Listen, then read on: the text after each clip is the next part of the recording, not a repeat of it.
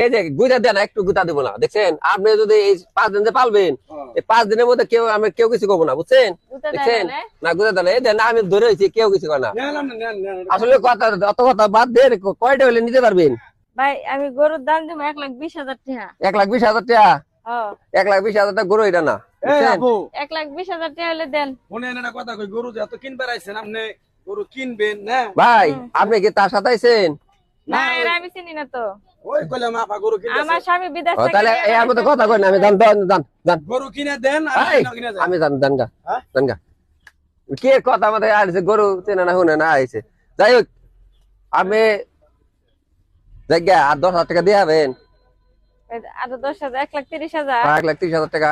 আচ্ছা জান 1,30,000 আচ্ছা দেন তাহলে, তাহলে গরু অনাটনা করিয়ে করে আমি এটা দেই।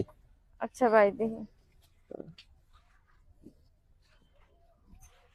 হ্যাঁ আমার ব্যাগের চেন খোলা কে টিয়া কোন গেল?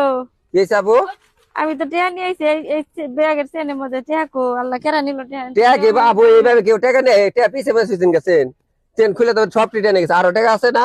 ও এখনো দেখাই তো নাই, সব নিয়ে গেছে গা।